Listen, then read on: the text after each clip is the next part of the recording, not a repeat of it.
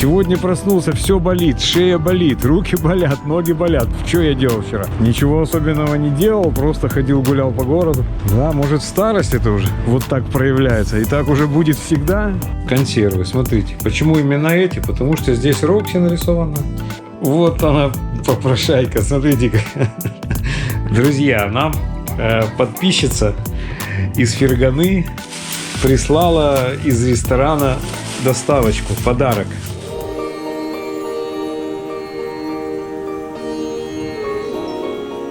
Привет, друзья! Салам алейкум, намасте, мираба. Это Шанти и Рокси на канале India Magic TV. Не забывайте подписываться на канал. Также подписывайтесь на наш телеграм-канал, телеграм-чат. Все ссылки будут в описании. Это у нас с Рокси называется игра в хвост.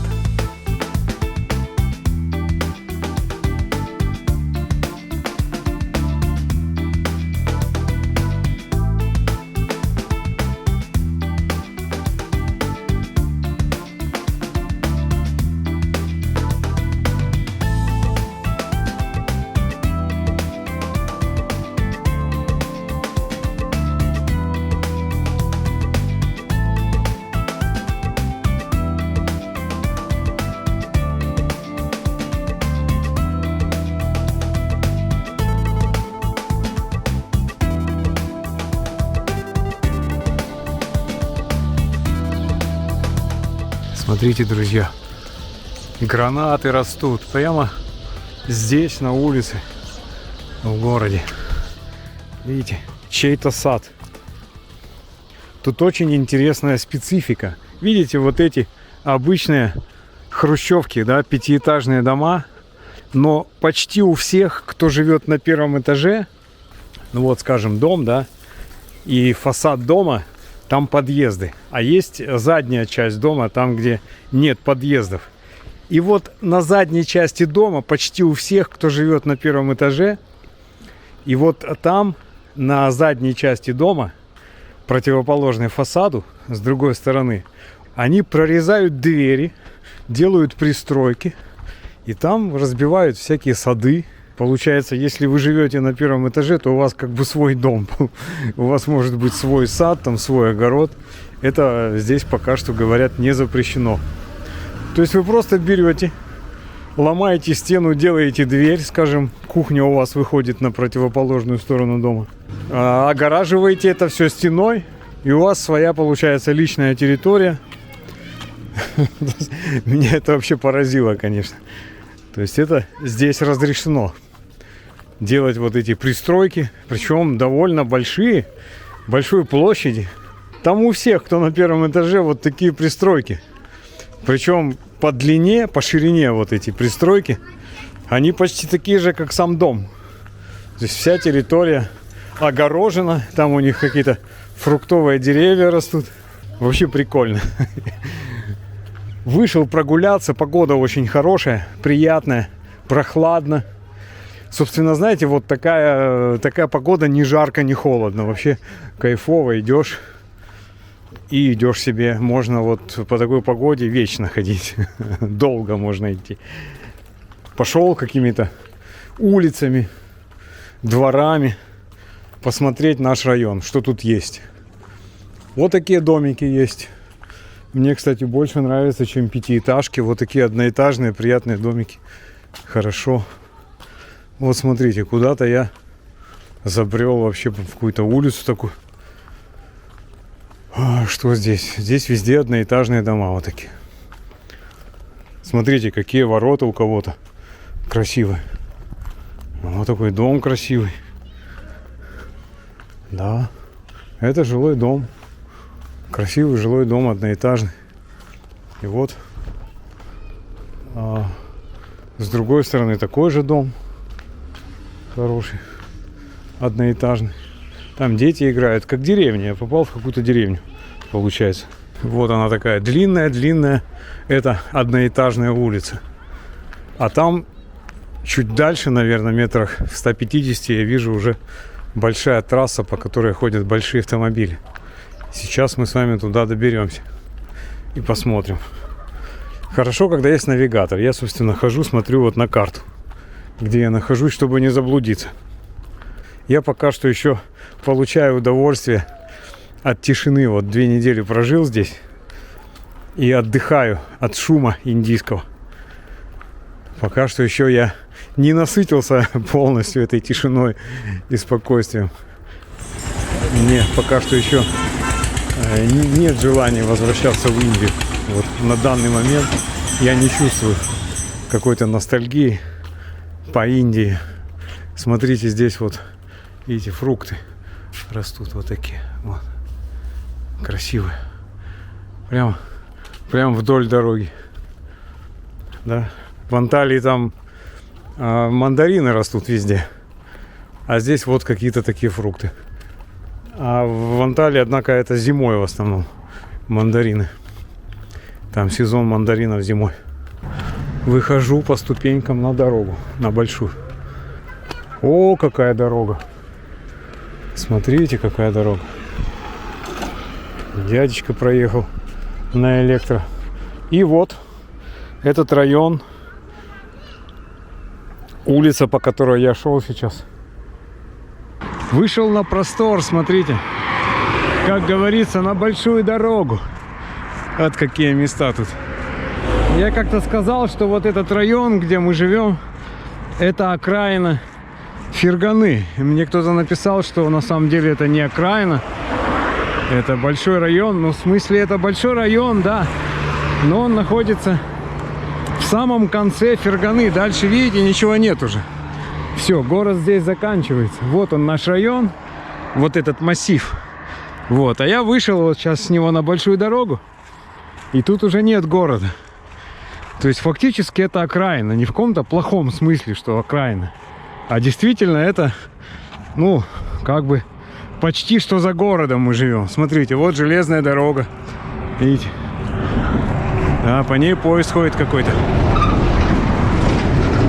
И вот я по мосту сейчас иду. Ну, решил пройтись, прогуляться здесь. На просторе. Можно сказать, природа уже. Дальше ничего нет, там лес. Вот справа от меня лес, а слева наш район. Простор. Машины едут, правда.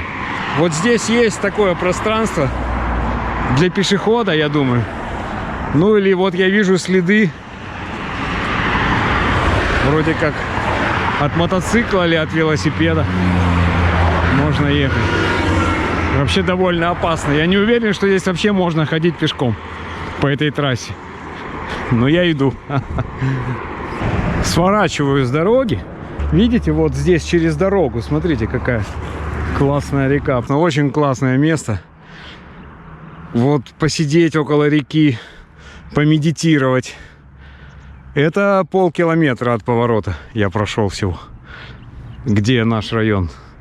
Собственно, недалеко. Можно ходить сюда. Вот на это место. Посидеть, отдохнуть. Поразмышлять, помедитировать. Очень хорошо. И вот здесь, друзья, вон за городом там. Я первый раз увидел горы. Здесь, в Фергане. Я, конечно, видел горы, когда я ехал на поезде. Из окна поезда. Но сейчас вот я увидел, видите, там в тумане. Я не знаю, видно ли на камере. Вон там на горизонте большие горы. Вот только отсюда видно. Из нашего дома не видно. А здесь вижу, вон они горы. Так хочется в горы съездить туда. Если был бы какой-нибудь электроскутер, можно было бы съездить в горы. Мы находимся в долине между гор, в кольце гор. Рассказали мне, что здесь было море когда-то. То есть мы находимся практически на дне моря. Потом эта вода куда-то исчезла. И вот сейчас здесь живут люди. А раньше рыбы плавали. Там вот этот район, где одноэтажные дома, называют Махале. Собственно, вот в турецком языке то же самое. Махалеши. Это район. Вот я жил где? В Турции, в Анталии. У меня район назывался Чайбаши Махалеши. И здесь тоже район как бы называется вот так Махале. В турецком и в узбекском на самом деле очень много похожих слов. И знаете, что интересно? Дети всегда здороваются. Много детишек гуляет. И дети всегда здороваются. Видят незнакомого человека. И кто-то говорит «здрасте», просто так вот «здрасте». Кто-то говорит «салам алейкум». Дети всегда здороваются. Не помню, чтобы в России дети здоровались со мной. Незнакомые дети на улице. А здесь всегда здороваются. В Индии как бы здороваются немножко по-другому. В Индии они в том же Вриндаване говорят «Хари Кришна, дай 10 рупий». Вот так здороваются в Индии дети в основном. «Хари Кришна, дай 10 рупий». Угу. А здесь просто говорят «салам алейкум» или «здрасте». Спокойно, тихо, скамейки. Единственное, что-то почему-то арык пересох. Раньше здесь водичка текла, сейчас нету воды. Не знаю почему. Вот как сентябрь начался, и воды не стало здесь, в арыке. Можно посидеть на лавочке. Классная лавочка такая. В Индии самый популярный интернет-магазин, где покупают практически все индийцы продвинутые, это Amazon. А здесь, в Узбекистане, наверное, самый популярный магазин, интернет-магазин, это Юзум. Очень мне понравилось там покупать. Заказываете, приходит на следующий день. Вот, например, даже если я сегодня ночью решу что-то заказать в этом магазине, скажем, в 9 часов вечера, в 10, то на следующий день, часов в 5 вечера, в 4, в 5 уже придет сюда, в пункт выдачи. Доставка у них бесплатна до пункта выдачи. Если домой курьером, то там какая-то плата взимается. А до пункта выдачи бесплатно. У нас здесь вот буквально в 100 метрах от дома находится как раз пункт выдачи. Точно так же, как на Amazon. Можно расплатиться какой-то картой, а можно сделать оплату при получении. Тогда, если курьером вам будут доставлять, то вы отдадите деньги курьеру. Либо вот в пункте выдачи здесь я могу расплатиться либо картой, если есть карта, либо опять же наличкой. Безусловно, на индийском Amazon там выбор во много раз больше всего. Но здесь как бы тоже нормально. В принципе, все, что нужно, практически из таких бытовых каких-то вещей я могу покупать здесь. Кое-что из электроники, такой вот радиодетали, но не очень большой ассортимент радиодеталей именно. Но что касается каких-то бытовых вещей, там бытовой электроники, то отлично. И доставляют в большинстве случаев вот на следующий день. И сейчас я туда иду. Вот, видите, вот он. Юзум, вот он. Прямо вот буквально 100 метров от дома у меня. Сейчас пойдем получать наш заказ. Получил огромный мешок такой. Здесь наполнитель для кошки. Для туалета кошачьего. Конечно, мне сегодня нужно в центр съездить. Но сейчас надо отнести это домой. Что очень тяжело. Больше 10 килограмм здесь. Вот. Это я запасся для Рокси наполнителем хорошим. Дешевый. Есть разный. Есть подороже, есть подешевле. Выбор не очень большой вот этих товаров для кошки, но есть. От этого наполнителя, ну, наверное, видов 8, 7, 8, когда как. Кто-то продает на этой площадке. То есть Юзум — это такая площадка, где разные люди продают, так же, как Amazon. Наверное, что-то есть, какие-то товары, которые этот Юзум продает сам, так же, как собственно, Amazon, да, там есть часть товаров, которая именно с Amazon, именно продавцом является сам Amazon. А есть какие-то магазины на Amazon сторонние, которые используют его просто как площадку для продажи. Привет, друзья! Еще раз. Нашел хороший магазин, зоомагазин. Для кошки все есть, что надо, но это центр. А напротив парка как раз зоомагазин. Я даже не буду, наверное, его точку забивать в телефон, потому что вот прямо напротив входа в парк этот зоомагазин, цветочки. Купил кошке лакомства всякого разного. Вот здесь, видите, хороший магазинчик здесь. Да, буду знать. Когда буду приезжать в центр, буду кошки покупать. Вчера я приезжал сюда, в этот здесь МФЦ. Называется Центр госуслуг, ну, собственно, МФЦ. Для того, чтобы сделать номер, вот этот налоговый номер, называется PIN-FL. Персональный идентификационный номер физического лица. Здесь вот в Узбекистане. Если вы хотите открыть счет в банке, то вот сначала нужно сделать этот PIN-FL, потому что большинство банков требуют его. Ну и, собственно, для разных других целей. На некоторых сайтах, чтобы зарегистрироваться, вам тоже нужен будет вот этот PIN-FL. Например, здесь есть криптомагазин, где можно... Ну, официальный. Вообще в Узбекистане запрещены вот эти операции с криптовалютой, кроме как в одобренном магазине. Есть тут парочка одобренных государством магазинов. Там очень плохой курс на самом деле. Но в крайнем случае можно там поменять, если вдруг вам надо. Да. Но чтобы там зарегистрироваться в этом магазине, нужен вот этот PIN-FL. Без этого вы не зарегистрируетесь. Поэтому вот я вчера приехал сюда. Прошу прощения. Я вчера приехал.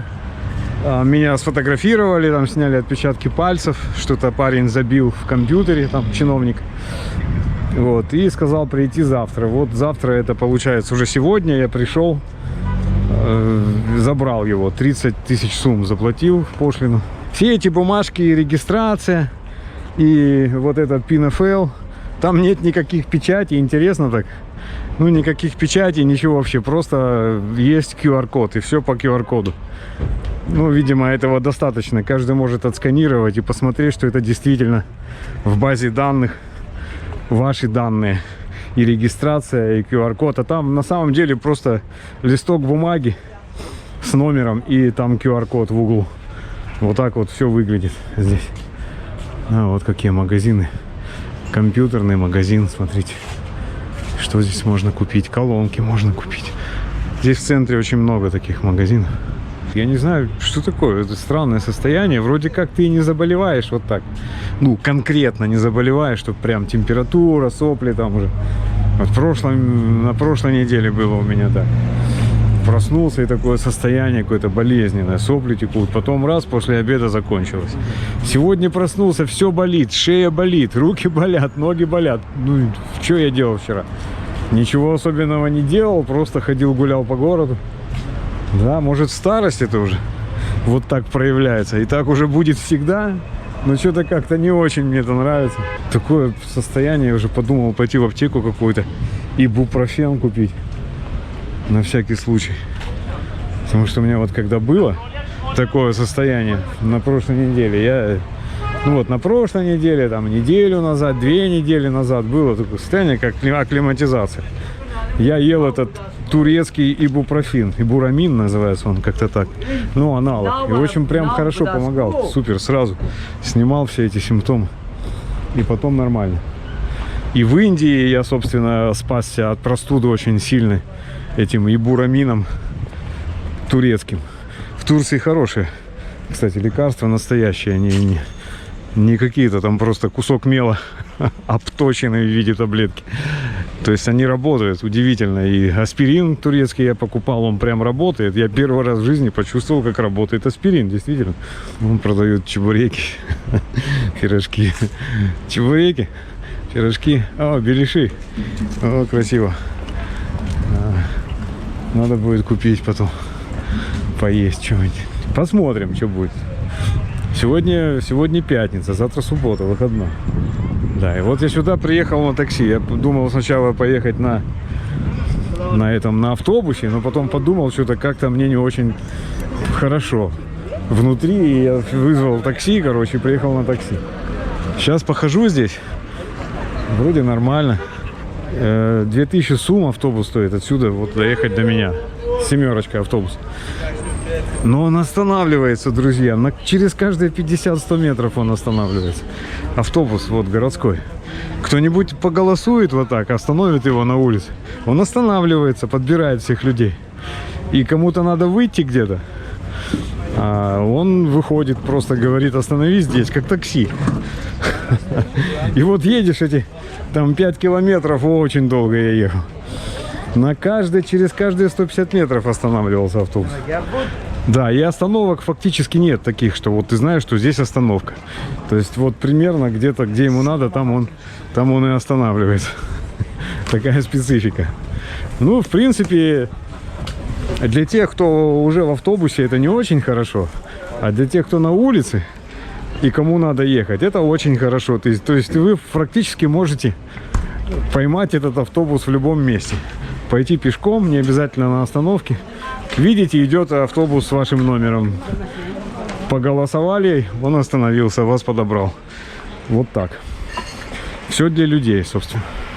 Да, но это ценой того, что автобус идет медленно. Потому что постоянно вот останавливается, кого-то подбирает. Ну, это о чем говорит? Об отношении к своим гражданам, да, люди друг к другу хорошо относятся, подбирают, да, не проезжают мимо. Ну и, конечно, денежку зарабатывать надо тоже. Да? Такое место. Там я прошел больницу, видимо, городская больница. Большая больница. Здесь канал. Иду вдоль канала. Здесь слева какие-то учреждения, что-то за забором. Я пришел вот в этот небольшой парк. Здесь такой приятный парк около канала. Видимо, парк имени Алишера Наваи. Вот его, везде его портреты. Мы с вами были здесь в одном из предыдущих роликов. Да. А вот Тимур. Здесь такой приятный парк. Посидеть можно. Можно даже на травке полежать, наверное, как в Турции. Я так думаю. Школьники у них закончился последний урок, видимо. И они гуляют здесь после школы. Как раз сейчас время такое, где-то 2 часа дня.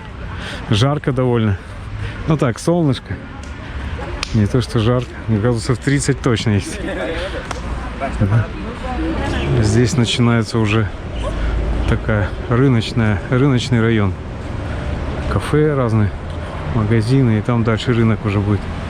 Можно посидеть, поесть мороженого. Вон там продают мороженое. Симпатичные такие кафе.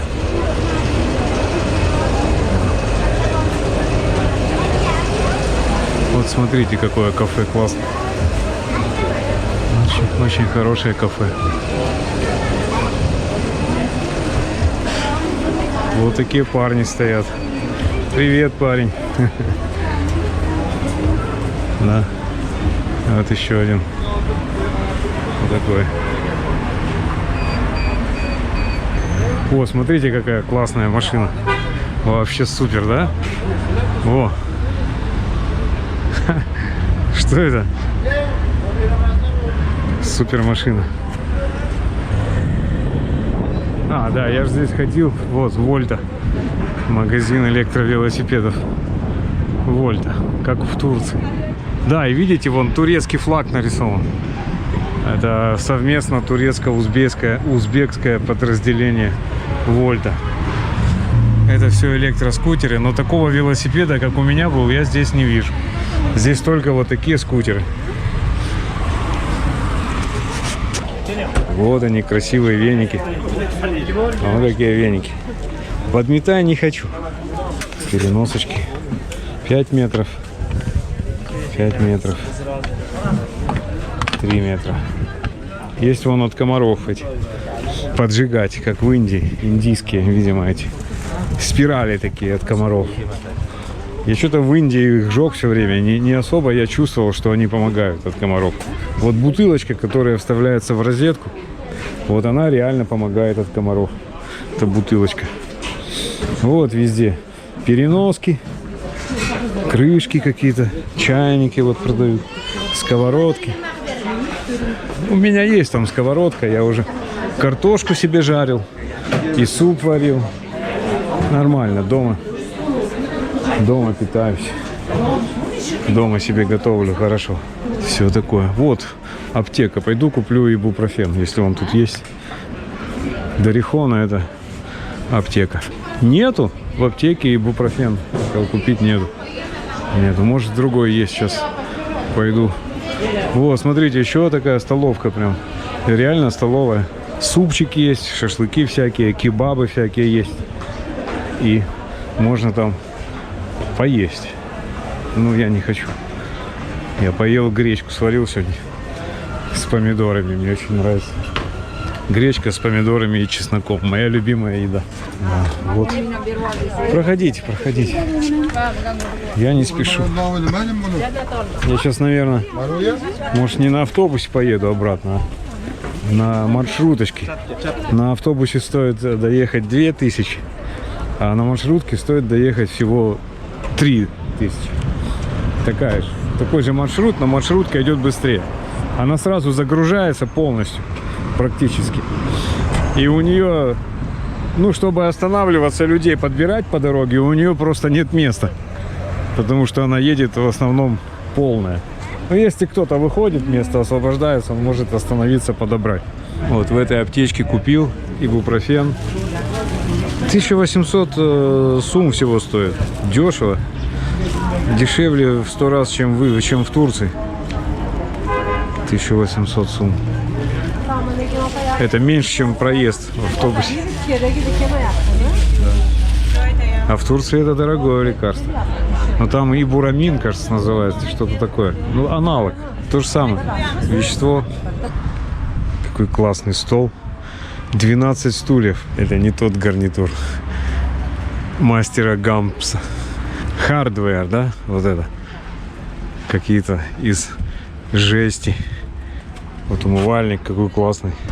Супер. Умывальничек для этого. Для колхоза где-то. Знаете, как раньше в колхоз ездили. Да. Вот еще виноводка. Виноводочный магазин. Да. Все есть. Корейская косметика, пожалуйста. Все, что хотите.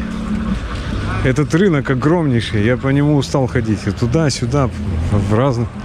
Прошелся по нему в разных направлениях.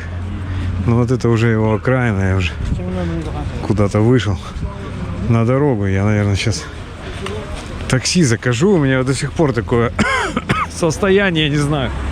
Как будто меня били вчера. Хотя никто меня вчера не бил. И никаких мешков я не таскал. Да. Вот знакомые сказали, что это какая-то бацилла здесь. Какой-то вирус ходит, и людей колбасит от него периодически здесь. Вот в Фергане. Видимо, надо переболеть все-таки этим вирусом, чтобы потом не париться. О, смотрите. Донер, кебаб, как в Турции. Все те же слова. Можно донер, кебаб поесть. Донер и кебаб. Это же турецкие слова. Тюркские. Вот такая улица. Здесь, наверное, можно такси вызвать.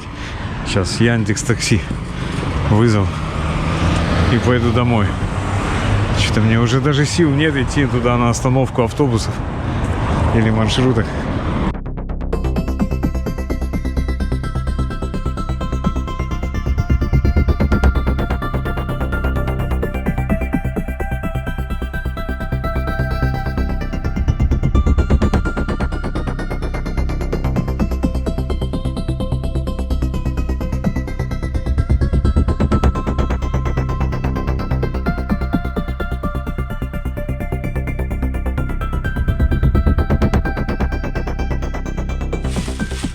О, друзья, купил вот такие штуки. Рокси, ты это не будешь? Здесь у нас на базаре, на маленьком. Это для Рокси. Это для Роксички. Вот это. Ты голодная, что ли? Там у тебя есть еда сухая, ты ее не хочешь? Вот, это я купил Рокси, друзья. Консервы, смотрите. Почему именно эти? Потому что здесь Рокси нарисовано. Рыжая кошка Рокси. Да, да, малыш?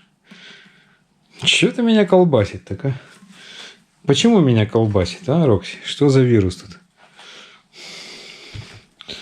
И вот это мы сейчас попробуем дать. Сосиска для кошки. 2000 стоит. Вот она, попрошайка. Смотрите, как. Рокси. Попрошайка моя. Вот так она. Ну, прям вот так. И смотрите, что еще купил. Вот, хлеб похож на подольский, на наш владивостокский. Вот видите? Не удержался, чтобы купить. Ну, подольский более темная мука. Он похож, такой формовой хлеб, но это не подольский. Да, это просто вода газированная. В Индии называется plain soda. И вот это мне нравится. Напиточек. Гранатовый. Прям настоящий гранат чувствуется. Хотя говорят, что там эссенция какая-то. Вот пьешь, как будто гранатовый сок. Вместо кока-колы. Сейчас будем пробовать вот это для Рокси. Будешь, Рокси, колбаску? Конечно, будешь. Сейчас попробуем. Это с чем? С мясом, кажется. Там были разные. С рыбой, с курицей, с мясом. Вот. И таких я еще не видел. Да, ты таких еще не пробовала, колбасок. Рокс. Да, Рокс? Она меня обслюнявила, все, она голодная. Не хочет есть после курицы сухую еду. Рокси, что такое? Сухую тоже надо есть. Да? У меня куча немытой посуды. Ну что, пробуем, да? Пробуем. На. Вот так. Это настоящая сосиска кошачья. Да? Настоящая кошачья сосиска. Вкусно. Вот так. Да я сейчас тебе ее разрежу и ешь ее сколько хочешь. Вот это все, что там было. Ну, хватит тебе полакомиться. Иди ешь. Вот сюда. Давай. Ешь. Иди. Ешь, иди. Иди. Ешь. Ешь. Да? Вкусно? Вкусно. Новая еда незнакомая.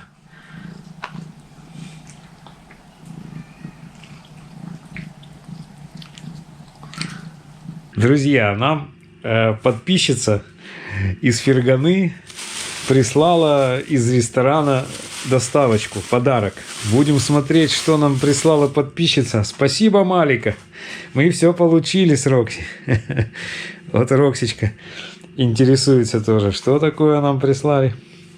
Приехал парень на мотоцикле, на скутере и привез пакетик. Да, давайте смотреть, что там в пакетике. О, какой хлеб горячий. Горячий хлебушек. Смотрите, приправы. Это в Индии точно так же упаковывают приправки в пакетики. Точно так же делают. Вот чатни. Как в Индии. Сказали, что нам пришлют очень вкусную курицу. И Рокси уже тут как тут. Ты тут как тут? Ты учуяла вкусную курицу, да? Но у меня все болит. У меня шея болит. Спина, руки, плечи. Как будто я вчера разгрузил вагон с мешками с цементом. Вот такое ощущение. Я не знаю, что это такое. Давно такого не было. Это какая-то бацилла или что это? Я не знаю, что это может быть. Вот как раз Малика сказала, что здесь какая-то бацилла ходит и вот так вот скручивает людей. Какой-то вирус. Надо им переболеть. И тогда он больше не будет доставать. Я уже неделю пытаюсь как бы переболеть. У меня, ну, иммунитет, видимо, хороший. И он не дает этому вирусу. Да, смотрите, какая красота, друзья. А запах какой. Вот этот запах укропчика. Такая курица-гриль с соусом. Рокси, конечно, ждет, что ей достанется что-то. Я не знаю, можно ли ей. Ну, кусочек дам, конечно. Вот этот изнутри, где нету специй никаких. Батарейка села на камере, я с проводом. Да, вот такой ужин у нас с тобой, Рокси, сегодня. Спасибо друзьям, подписчикам. Супер! Надо было сегодня поехать в центр туда. Я ездил в центр Правда, на такси, потому что я проснулся с утра, и у меня вот это с утра было. И как будто с утра, как будто меня били вчера весь день. Такое было состояние. Я, конечно, вызвал такси. На такси съездил, забрал этот номер Pinfall. То есть это узбекский как-то ИНН, да, у них ИНН отменили. Был ИНН. И сейчас Pinfall называется. Персональный номер физического лица. Вот, там сняли отпечатки пальцев, сфотографировали на такую, ну не на веб-камеру, а на хороший фотоаппарат, там, на зеркальный. То есть все серьезно. И сказали приехать на следующий день. И вот я приехал сегодня и забрал. Заплатил 30 тысяч сумм. $2. Фактически чуть-чуть больше, чем $2. Вот обошлось. Да. Там птица летает у меня на балконе. Видите, вот она пролетела. Вот она летает туда-сюда, где-то у нее там гнездо. Я эту птицу просто хватал вот так, руками ловил. Она не боится. Можно взять, погладить ее. Я ее брал в руки и выпускал туда, на улицу, чтобы она не на балконе была. Рокси прям очень хочет на балкон. Просится, прям мяукает и просится на балкон. Она хочет познакомиться с этой птицей. Но мы не живодеры, мы не будем Рокси с птицей знакомить, да, малыш? Пусть птица сама по себе. У нас есть что есть. Вот у нас есть птица, которую можно есть. А та живая птица, пусть она летает. Она красивая, маленький голубок такой. Это они называют голубь здесь. Она поменьше голубя. И очень много таких в Турции. Мы тоже называли их дикие голуби. Всем всех благ. И еще раз спасибо Малике. Малика, спасибо, Рахмат.